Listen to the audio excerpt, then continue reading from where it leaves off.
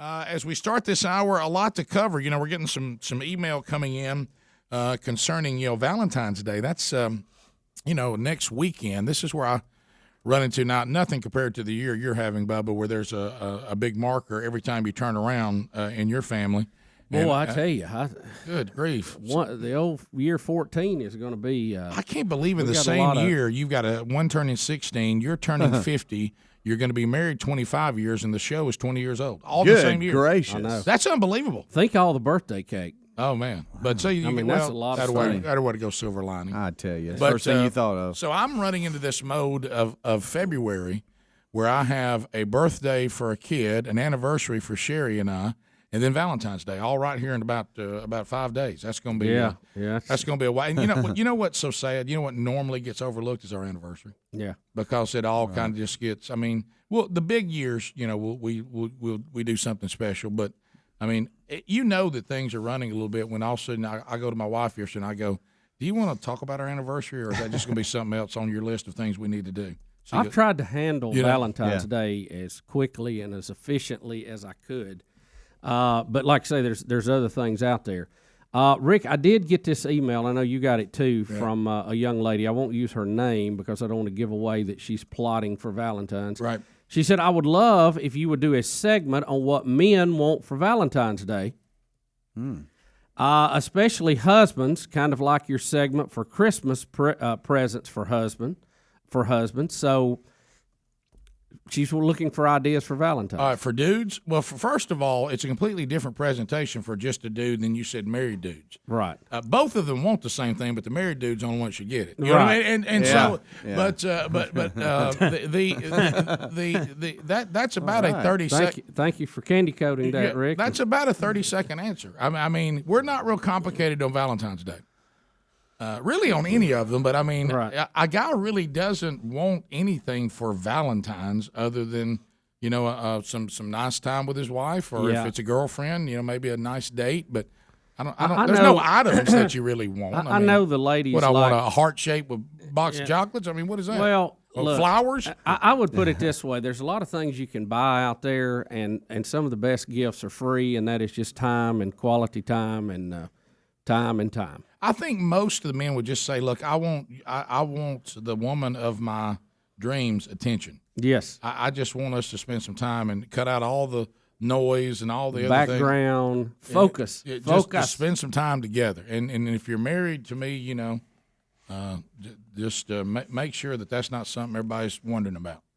Honestly, and Rick, it's a gift. I've heard nothing wrong with it. I've heard this example before, usually used in our religious convictions, but I think it is a good example.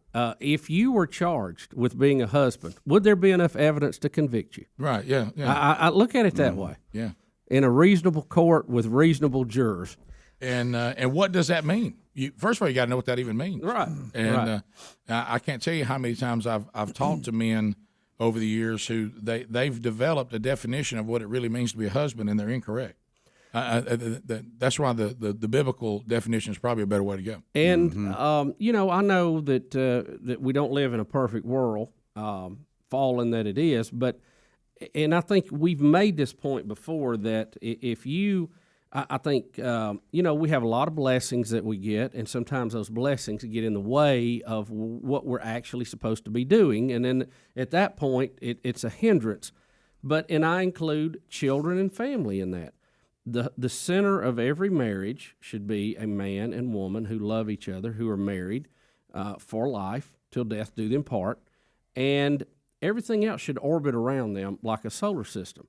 Now, if the solar system gets out of whack and we start orbiting a planet or a moon, you're going to have things start running into each other, and it's going to be a big problem, and you're going to have chaos and catastrophe. And at the Bussey house, and we're like everybody else, but every now and then we step back and say, all right, let's look at this. We're in chaos here. Let's clarify this. Why is it we're going to do this, do that? The kids are not going to be mistreated or overlooked. But there are times you just need to have daddy and mama be the married couple that they are, enjoy each other's company, talk about things in a way they can do it without everybody else in on the conversation, and have that time together to be in love and to have romance and to have a good time. And I know a lot of people, well, the kid, little Johnny this, that. Trust me, little Johnny will be happier if he has a dad and mom that love each other. No question. There is a way to do this, and sometimes we try to trample that. And when you do, it only gets worse. You can't make it better. So I think if you get back to the basics, everything's in its place, everything just works better. Well, it's order, and you could not have said it better. And at the end of that, if Valentine's is approaching, never stop dating your husband or wife. And I know we do, and there's nothing wrong with this, but one of the biggest mistakes we make is we put our children ahead of our spouse.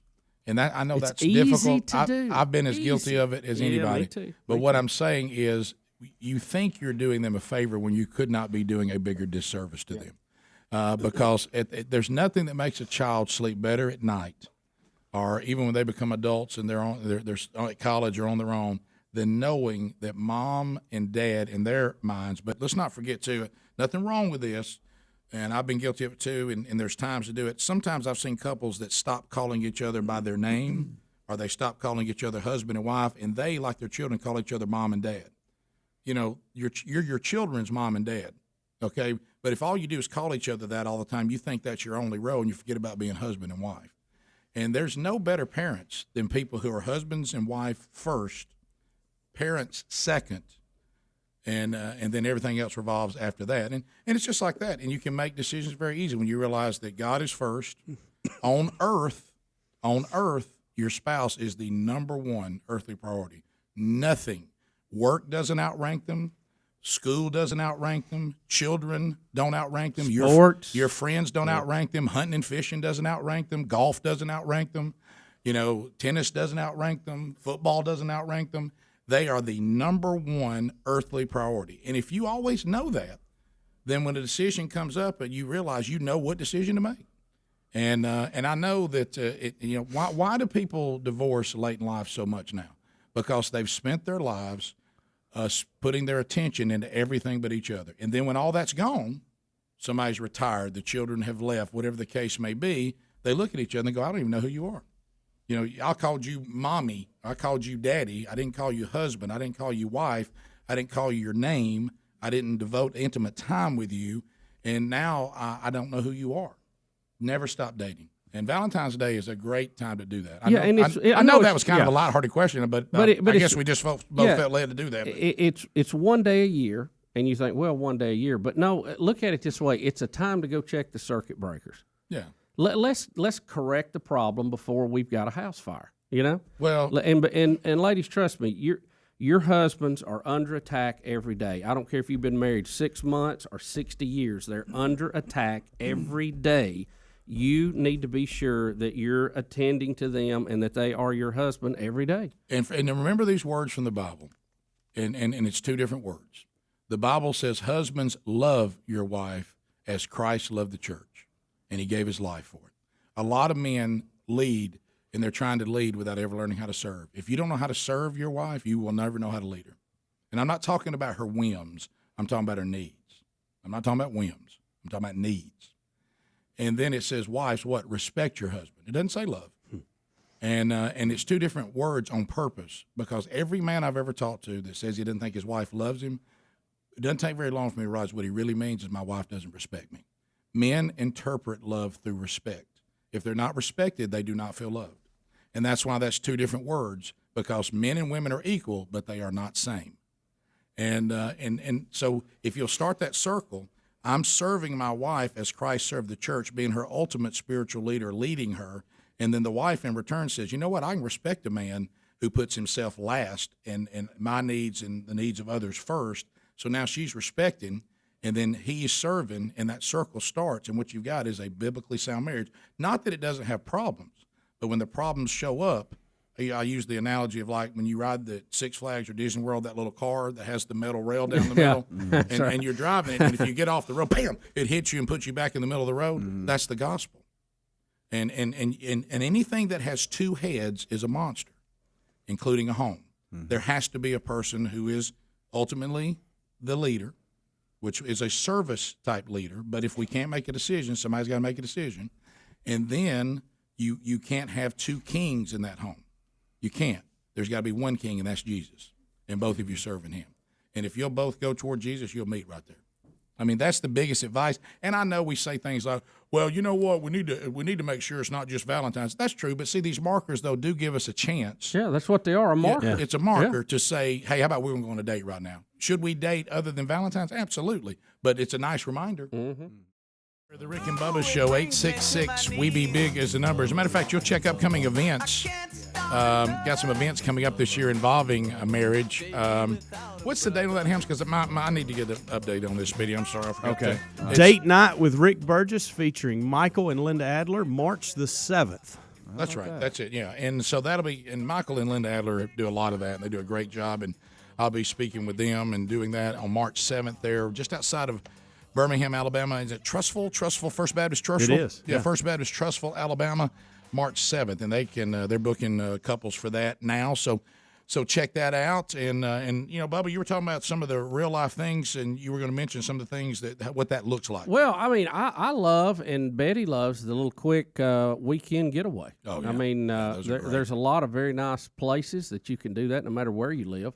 A lot of times we load up and go halfway across the country to stay somewhere, when usually if you look around wherever you live, there's some pretty nice places. Absolutely. Too. So you literally can take one where you go on a Friday and come back on a Sunday if you want to make it that long, or come back on the Saturday. But just get out of town and get a change of scenery. You and the wife get off and those are somewhere gold. And just enjoy a little change of scenery and being alone. Like I say, you can catch up on things a little bit. I think what you mentioned on that, too, that needs to be mentioned with that is so true. Somebody says, well, if it's around my own town, why don't we just stay home and the kids be gone or something? But see, you say that, but as long as you're in your normal deal and you don't do something that forces a little different scenery, can it happen at home? Sure. Sherry and I have had great staycations too. Yeah. But there's something about going off somewhere else where it's a new environment. Your wife don't have to worry about who's going to make the bed up, who's going to clean the room up, and somebody else is preparing food, and you kind of. I promise you, if you stay at home, something will come up and get in the way. You'll have, this, that. Somebody calls this. It's just a target-rich environment for trouble. It has to be intentional. It doesn't have to be anything expensive. I mean, it has to be intentional. I know, Helms, you said also some other things that you've been doing, you and your wife. Some of the best advice I got was a couple years ago, and they said, look, here's the deal. There's a reason why these churches and organizations have marriage conferences around Valentine's Day. Go to them. Go, and this is the person that said this. This is how it came out of his mouth. Go to a marriage conference, get something out of it, and then go home and get after it. There it is. Now, getting after it's probably different than what the woman is thinking, but that's not necessarily. Not necessarily. And look, we've decided this year that's what we're going to do. We're sending the kids off for a weekend. We're going to go to a marriage conference. And look, hey, Helms, you and Amanda having problems? No, we're going because we want to learn to grow, ignite that marriage. And look, if you don't think you got issues, that's your problem.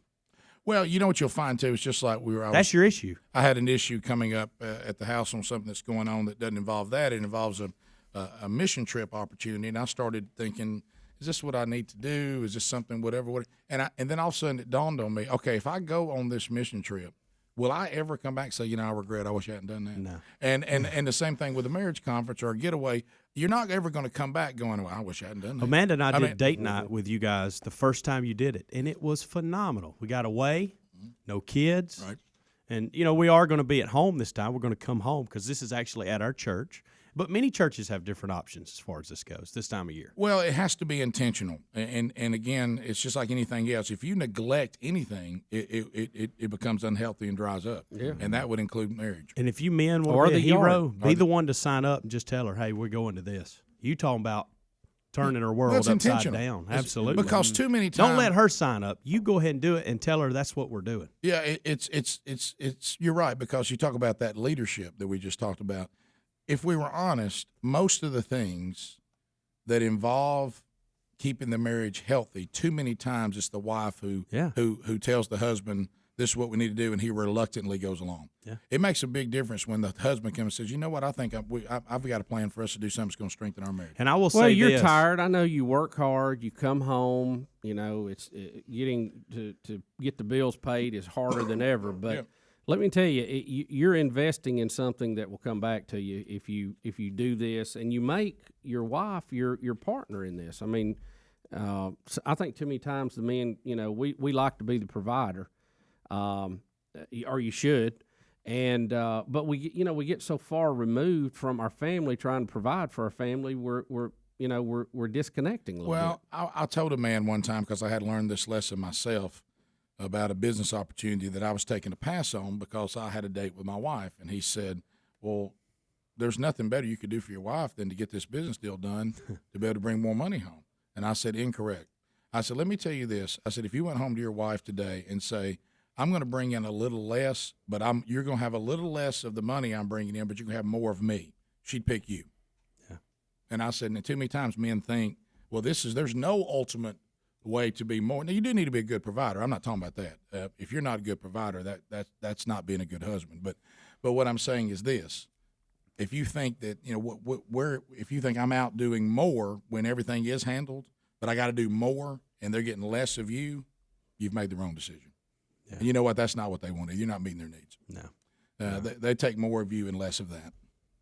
And I'll just tell the men, as far as these marriage conferences go, it's not what you think. I was dreading it the first time I went to one. It's nothing like you think. Anything you have vision in, it's not that, guys. It is, no different maintenance on your car. It's an oil change for your marriage. So check those. Every 3,000 miles. Those opportunities are out there. And so I think we've settled up the best thing you can do, spend time together and try to strengthen that marriage.